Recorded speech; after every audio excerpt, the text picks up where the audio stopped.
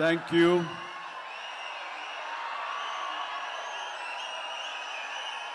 దూర ప్రాంతాల నుంచి, ఇక్కడ ఈ సిటీ నుంచి, చుట్టుపక్కల నుంచి, 2 రాష్ట్రాల్లోనే కాకుండా ఇతర రాష్ట్రాల నుంచి కూడా వచ్చేటువంటి ప్రతి ఒక్కరికి, మా మెగా ఫ్యాన్స్ అందరికీ హృదయపూర్వక నమస్కారం. అలాగే మీకు నూతన సంవత్సర శుభాకాంక్షలు, అలాగే ముందస్తుగా సంక్రాంతి శుభాకాంక్షలు.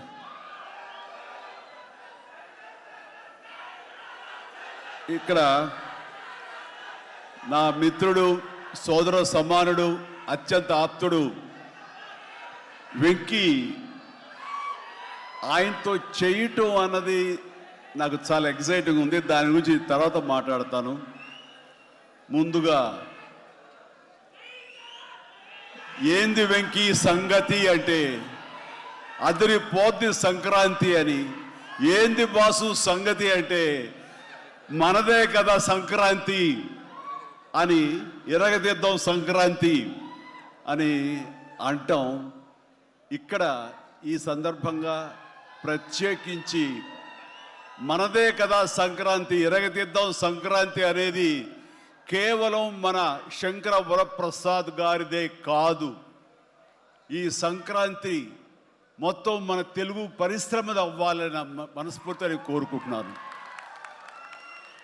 అందరికీ డార్లింగ్, ఇందా మన అనిల్ చెప్పినా, ఎవరు చెప్పినా, ప్రభాస్ రాజా సాబ్ కానీ,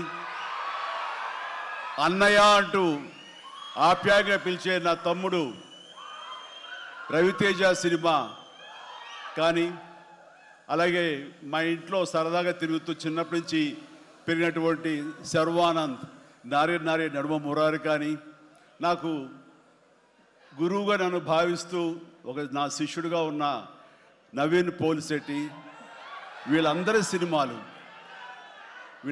సినిమాలు కూడాను ఈ సంక్రాంతికి సూపర్ హిట్ అవ్వాలని, తద్వారా వాళ్ళకి విజయం లభించడమే కాదు, తెలుగు సినిమా పరిశ్రమకు, నిర్మాతలకు, బయ్యర్లకి, వీళ్ళందరూ కూడా సుభిక్షంగా ఉన్నప్పుడే అదే నిజమైన సంక్రాంతి. ఆ సంక్రాంతి కావాలనే కోరుకుంటున్నాం, జరుగుతుందని ఆశాభావన వ్యక్తం చేస్తారు. అది మీరు ఇచ్చి తీరుతారన్నటువంటి ప్రగాఢ నమ్మకం అయితే నాకు ఉన్నది. ఈ 2026 సంక్రాంతి తెలుగు పరిశ్రమ మర్చిపోకూడదు.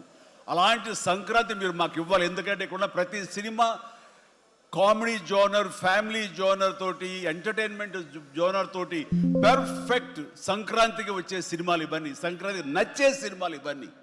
కాబట్టి ఈ సంక్రాంతి అన్ని సినిమాలు బాగాడతాయి అనుకుంటున్నాను. ఆడేలా చేసే బాధ్యత మీది.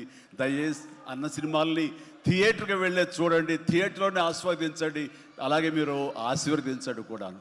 ఆల్ రైట్, ఇక అది ఆ పక్కన పెడితే, చాలా కాలం క్రితం మా దర్శకేంద్రుడు రాఘవేంద్ర గారు ఎప్పుడో మాట్లాడుతుండేవారు, బాబాయ్ నీకు అనిల్ రావుపూడి సినిమాలు ఎన్ని చూసావో తెలియదు కానీ అతని కామెడీ టైమింగ్ కానివ్వండి, అతను హుషారు కానివ్వండి, చూస్తుంటే నాకు మళ్ళీ మీతోటి అతను చేయగలిగితే ఆ ఇద్దరి కాంబినేషన్లో వచ్చేటటువంటి సినిమా అసలు వేరే లెవెల్లో ఉంటుంది.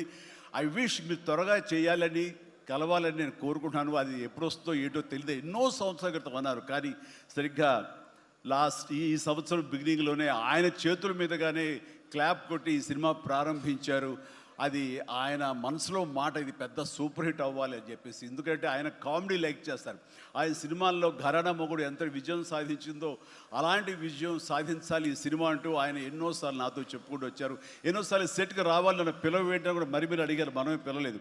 ఆయన ఎవరైనా హీరోయిన్లు ఉన్నప్పుడు మాత్రం వస్తాను, ఏదైనా హుషారుగా వస్తుంది అంటుంటారు ఆయన.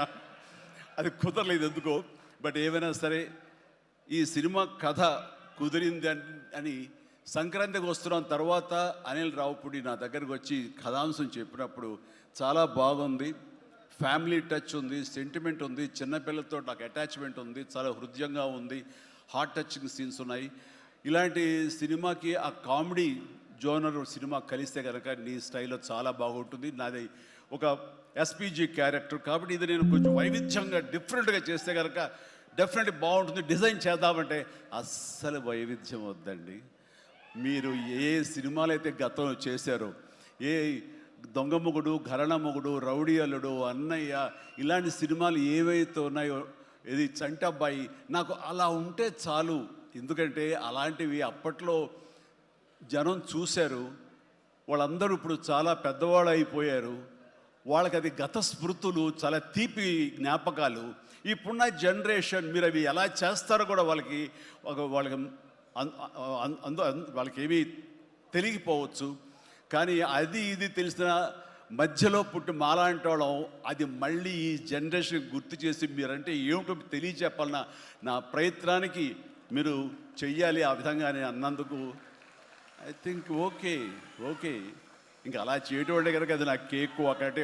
మీతో అలా చూడాలి నా కోరిక అంటూ ఎప్పుడెప్పుడు సినిమాల్లో ఏమేమి సీన్స్ ఉన్నాయో అవన్నీ కూడా పొందుపరిచి ఒక క్యాప్సూల్లా చేసి ఆయన దాన్ని ఫోన్లో పెట్టుకునేవారు.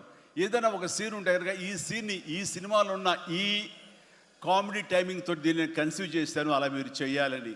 అండ్ ఈ సీను ఈ సినిమాలో ఫలానా సినిమాలో ఘరణ మొగుడులాగా ఇలాగా వైఫ్ తోటి మీరు కన్సీవ్ చేసి అలా చేయాలంటూ చాలా చక్కటి హోంవర్క్ చేసుకుని నా బాడీకి నాకు ఏది కంఫర్టబుల్లో ఆ విధంగా తను ఆ సీన్స్ని కన్సీవ్ చేసుకుంటూ చాలా చాలా సరదాగా చేసుకుంటూ వచ్చాం. ఈ సినిమాలో నవీన్ మన అనిల్తో చేయటం అనేది నాకు ఒక చక్కటి ఎక్స్పీరియన్స్. అంటే ఈ ఎక్స్పీరియన్స్ ఎలాంటిది అంటే సినిమా షూటింగ్ అయిపోయిన ఆఖరి రోజున చాలా ఎమోషనల్గా ఫీల్ అయ్యాను నేను. ఎందుకంటే ఏదైనా ఒక సినిమా అయ్యిందంటే అబ్బా చాలరా అయిపోయింది, ఇంక చాలు, గుమ్మడిగా కొట్టేస్తారు, ఇంక మనం వేరే సినిమా షిఫ్ట్ అయిపోవచ్చు అన్న ఆ మూడ్లో ఉంటాం. కానీ సినిమా అయ్యే రోజున ఆఖరి రోజు అయితే కనుక నేను ఈ కాలేజీ వదిలేసి వెళ్ళిపోయి ఆఖరికి చూడండి ఫేర్వెల్ పార్టీ అప్పుడు అందరూ ఒకళ్ళొకరు ఎమోషనల్గా ఉంటారు.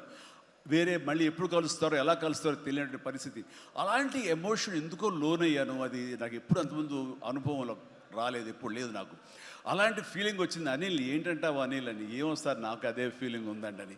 ప్రతిరోజు ఒక ఎక్స్కర్షన్కి వెళ్ళినట్టు, ప్రతిరోజు ఒక పిక్నిక్ వెళ్ళినట్లుగా సరదాగా జరుగుతూ మార్నింగ్ 9 నుంచి 8 నుంచి ఈవినింగ్ 7:30, 8 వరకు కూడా ఎంత చక్కగా సరదాగా జరిగిందంటే నాకు ఎప్పుడు ఇంత బాగా జరిగిందంటే మరీ పూర్వం ఆ రోజుల్లో అది గుర్తుకొచ్చింది. కానీ ఈ మధ్యకాలంలో ఇంత సరదాగా ఎంత హుషారుగా జరిగిన సినిమాలు అయితే నాకు ఇది చేయలేదు. దానికి ప్రధానమైన కారణం సీన్ కానివ్వండి, అది మేము చేసే విధానం అయితే ఉండొచ్చు, కానీ మా చేత నడిపించిన విధానం, అందరినీ అంత సరదాగా పెట్టినటువంటి అట్మాస్ఫియర్ క్రియేట్ చేసినట్టు ఇది కేవలం అనిల్ రావిపూడికి మాత్రమే చెందుతుంది. అండ్ ఎక్కడ ఏది టైం తెలియనివాడు, ప్రతి ఒక్కరిని on the screen off the screen హుషారుగా ఉంచుతాడు. ఇలాంటి డైరెక్టర్లు దొరికితే కనుక ఎవరైనా సరే ఇలాంటి క్యారెక్టర్స్ చాలా ఈజీగా చేసేయగలరు.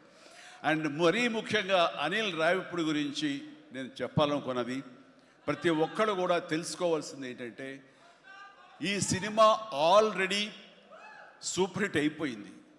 ఏ రకంగానంటే